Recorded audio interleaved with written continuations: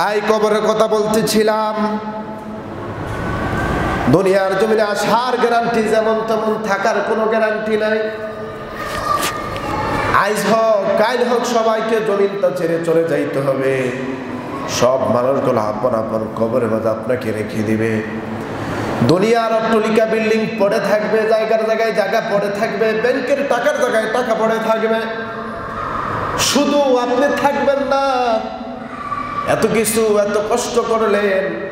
আমার নবী রাহমাতাল লিল আলামিন বলেন, মানুষ যখন দুনিয়ার জমিন থেকে নিঃশ্বাস ত্যাগ করে নেয়, যখন মানুষের রূহটা আজরাইল আলাইহিস সালাম নিয়ে যায়, মানুষ জমিনে পড়ে থাকে। আমার নবী বলে, মানুষ অত্যন্ত গরম পানি দিয়েও কখনো গোসল করায় না, আবার একবারে ঠান্ডা পানি দিয়েও গোসল করাইবে না। বড়ই পাতার কুসুম জল দিয়ে আপনাকে গরম গোসল করায় দিবে।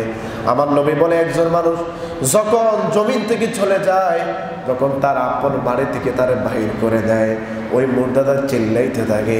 ওই সময় সবচেয়ে বেশি তার কষ্ট লাগে। হাই রে, দুনিয়ার জীবনে কত কি করলাম এই বাড়ির জন্য, কত কি করলাম সম্পদের জন্য, আজকে শেষবারের মতো আমাকে বিদায় দিয়ে দিতেছে, আর কখনো এই বাড়িতে ফিরে আসা যাবে না।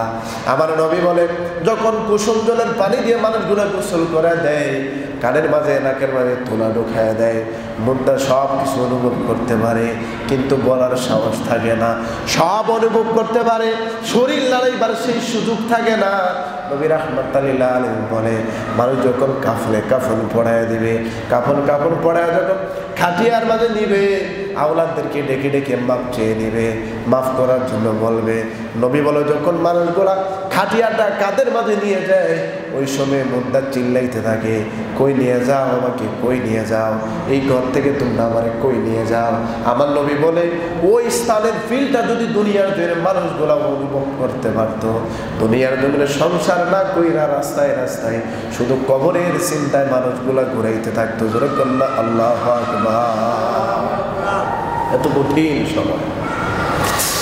আমার নবী বলে, শুধু তাই নয়, মানুষ যখন জানাজার নামাজ পড়িয়ে দিবে, সব মানুষ আপনার জন্য দোয়া করবে, মাগফিরাতের দোয়া।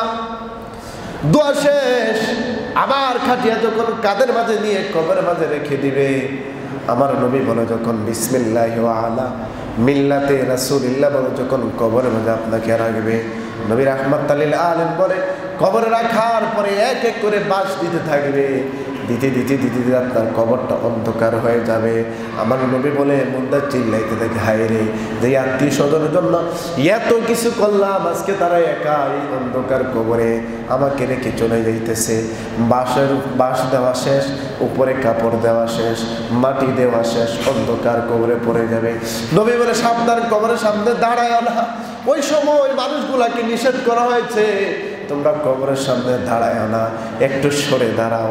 আমার নবী বলে, ওই কঠিন মুসিবতের সময় প্রত্যেকটা মধ্যে গান দুনিয়ার মানুষের কাছে একটা জিনিস চায়। আমার নবী বলেও, আমার সাহাবীরা, তোমাদের ভাইকে কবরের মাঝে রেখে দিছো, তোমার বাবাকে কবরের মাঝে রেখে দিছো, কবর থেকে একটু দূরে সরে যাও, দূরে সরে দিয়ে তোমরা তাদের জন্য মাগফিরাত কামনা করতে থাকো। এই কঠিন মুসিবত, এই সময় মুনকার নাকি দুইজন ফেরেশতা দুনিয়ার জমিনে আগমন করবে, কবরের মাঝে আইসা তাদের সওয়াল জবাব করবে। এই সময় সবচেয়ে বড় ফিতনা হইল শয়তানের ফিতনা। আমার নবী রাহমাতাল লিল আলামিন বলে, আসমানী তাবে বকর সিদ্দিক রাদিয়াল্লাহু তাআলা থেকে বর্ণিত, নবী রাহমাতাল লিল আলামিন সাহাবা বলতেছেন, আল্লাহর নবী কবরের কথা বলতেছেন, মসজিদে নববীর মাঝে কবরের আযাবের কথা বর্ণনা করতেছেন। মানুষগুলা হাউ মাউ করে কান্না শুরু করেছে।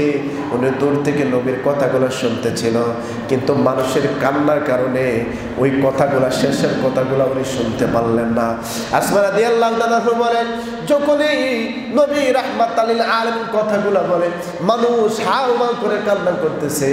একজন মানুষ আমি দেখে বললাম, ভাই, আল্লাহ আপনার প্রতি রহমত নাজিল করো। কিছুক্ষণ নবী রাহমাতাল লিল আলামিন কবরের কথা শুনছিলাম, কিন্তু লাস্টের কথাগুলো মানুষের কান্নার কারণে আমি শুনতে পারি নাই। ওগো ভাই, আমাকে একটু বলবা নবী কি বলেছে? ওই নবীর সাহাবী বলতেছেন, ওগো আসমা, আল্লাহর নবী কবরের কথা বলতেছেন। বলছে কবরে যখন মানুষগুলাকে রাখা হবে, সঙ্গে সঙ্গে মুনকার নাকির আসবে। মুনকার নাকির আসার পরে শয়তান আসবে তার ঈমান লুটার জন্য। ওই কঠিন মুসিবতের সময় আওলাদদেরকে মাগফিরাত কামনা করার জন্য আমার নবী রাহমাতাল লিল আলামিন বলেছেন, যেরকম সুবহানাল্লাহ। কবরের প্রথম ফিতনাটা হলো শয়তানের ফিতনা। কিভাবে ফিতনা হবে? নবী বলে জিজ্ঞাসা করবে, মান রাব্বুকা।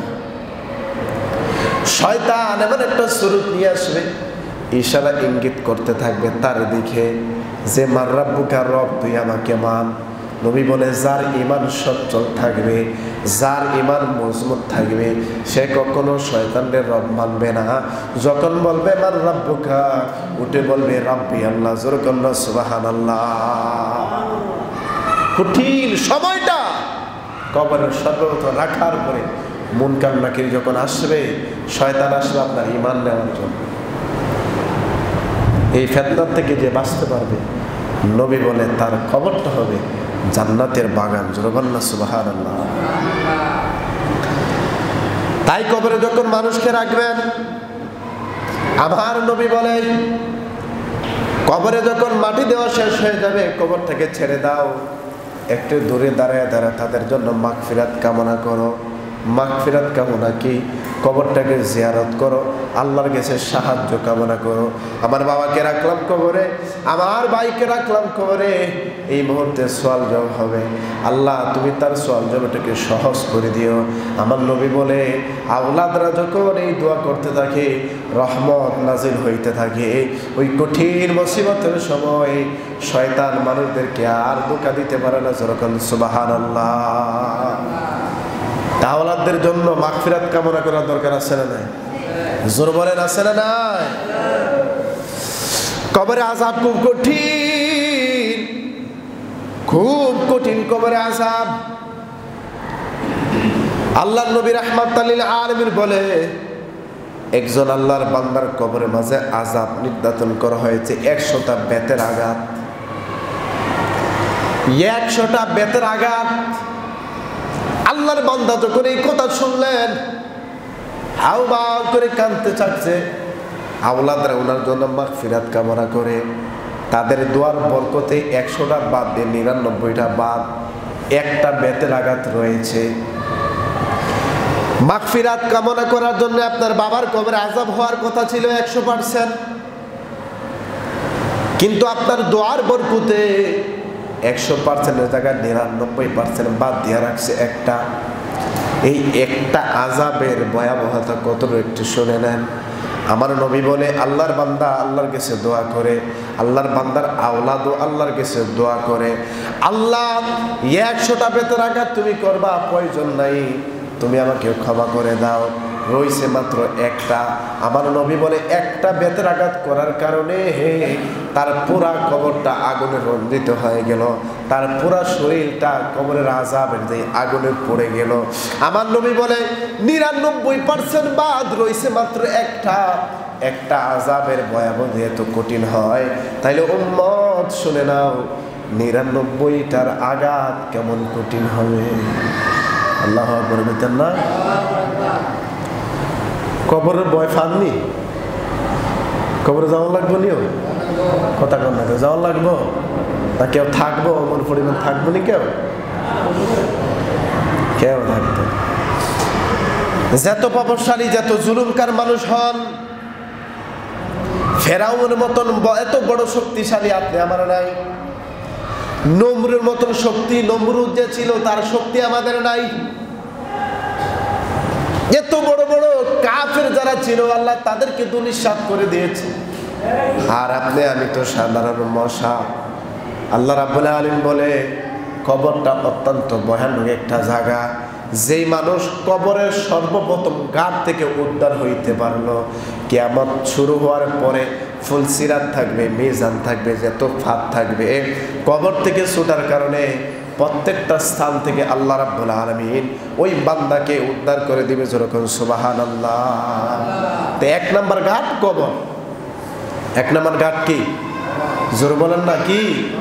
কবর। তাই মাগফিরাত কামনা করতে হবে আওলাদদের জন্য। এই কারণে নবী রাহমাতাল লিল আলামিন বলেছেন, মানুষগুলা যখন মানুষকে মাগফিরাত কামনা করে, আল্লাহ নবী রাহমাতাল লিল আলামিন বলেছেন ওই সময় আল্লাহ রাব্বুল আলামিন মানুষের কবরের আযাবকে মাফ করে দেয়। যখন সুবহানাল্লাহ।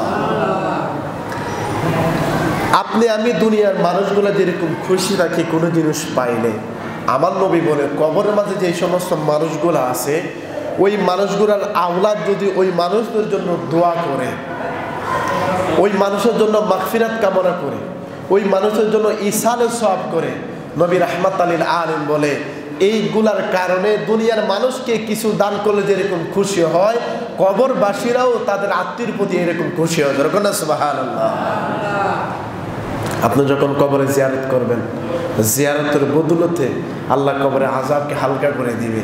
তখন আল্লাহর বান্দা যিনি কবরে শায়িত আছেন, মাইয়িত, উনি আপনার ভাই হয়, বাবা হয়, আত্মীয় স্বজন, দাদা যেই হয়, উনি আপনার প্রতি খুশি হয়। যখন সুবহানাল্লাহ। এই কারণে নবী বলেছে উম্মত বেশি বেশি করে কবর জিয়ারত করো, আর বেশি বেশি করে কবরটাকে তুমি স্মরণ করো। আমার নবী রাহমাতাল লিল আলামিন বলেছেন কোন উম্মত যদি দৈনিক 40 বার, কোন কিতাবে বলা হয়েছে 20 বার, কোন উম্মত যদি কবরকে স্মরণ করে, ওই কবর আল্লাহর কাছে মাগফিরাত কামনা করে, আল্লাহ তোমার মায়ার বান্দা আমার কাছে এই কবরটাকে ভয় করতেছে, আমি কবরকে স্মরণ করতেছে, কবর হইয়া মাগফিরাত কামনা করি, তোমার মায়ার বান্দার কবরের আযাবটাকে তুমি হালকা করে দিও। যখন সুবহানাল্লাহ। কিন্তু কবরের চিন্তা আমাদের নাই। নবী বলে কিছু কিছু মানুষের কবরের মাঝে সাপ দেওয়া হবে। কোন কিতাব লেখক বলেছেন সুকুল করি করার কারণে সাপ দেওয়া হবে। তার একটা উদাহরণ আমার নবী দিয়েছেন। নবী রাহমাতাল লিল আলামিন বলেছেন ওই সাপটা যদি দুনিয়ার জমিনে একটা নিঃশ্বাস ফালায়, আমার নবী বলে দুনিয়ার কোনো মানুষ দুনিয়ার জমি আর বাঁচবে না, সঙ্গে সঙ্গে স্ট্রোক করে মারা যাবে এটার দুর্গন্ধের কারণে। একটা নিঃশ্বাস যদি জমিনের মাঝে ফালায় দুনিয়ার জমিনে, কবরে আযাবের ভয়ঙ্কর যে সাপ আছে, এই সাপ যদি ফালায়, এই যে সবুজ সুন্দর সুন্দর গাছপালা দেখতেছেন, আমার নবী বলে এই সবুজ গাছপালা এই জমিনে আর গজাইবে না। যেরকম না আল্লাহু আকবার। এটুকু ঠিক। তাই কবরে আযাবরে আপনাকে মন দিয়ে কবরে আযাবটাকে ভয় করতে হবে। হুজুর ইমাম সাহেব হুজুর বয়ান করছে, আর কান দিয়ে শুনছেন শেষ, আর এটার কথা মনে রাখেন নাই, মনে রাখবেন আল্লাহ রাব্বুল আলামিন আপনার হিসাব খুব কঠিন ভাবে নেবে। ফামান ইয়ামাল মিসকালা যাররাতিন খায়রান ইয়ারা ওয়া মান ইয়ামাল মিসকালা যাররাতিন শাররান ইয়ারা। দুনিয়ার প্রত্যেকটা সেকেন্ডের প্রত্যেকটা জিনিসের জাররা জাররা হিসাব আমার আল্লাহ রাব্বুল আলামিন আপনার কাছ থেকে নেবে। আপনি কোন সময়টা কোন খাতে ব্যয় করেছেন, নামাজের সময় কি করেছেন, রোজার সময় আপনি কি করেছেন, প্রত্যেকটা সেকেন্ডের হিসাব আল্লাহর দরবার আপনাকে দিতে হবে। মনে রাখবেন মুসলমান, আজকে যারা দুনিয়ার মোহে পড়ে চলাফেরা করতেছেন, নিঃশ্বাস যেদিন চলে যাবে সেই দিন আফসোস করবেন, হায় হায় কি করলাম, কিছুই তো করতে পারলাম না, কিছুই তো করতে পারলাম না। যেদিন আজরাইল সামনে আসবে, ওই হায় হায় হায় হুতাশ আপনার কোনো কাজে আসবে না। এই কারণে আমার নবী বলেছে উম্মত উম্মত ওয়া উম্মত, আজরাইল আলাইহিস সালাম তোমার চোখের সামনে আসার আগে দুনিয়ার জমিন থেকে ওই আখিরাতের বাজারে সঞ্চয় করে আসো। কবরও শান্তি পাইবা, হাসরও শান্তি পাইবা, হাউজে কাউসারে পানি পান কইরা জান্নাতে যাইতে পারবা। যেরকম সুবহানাল্লাহ।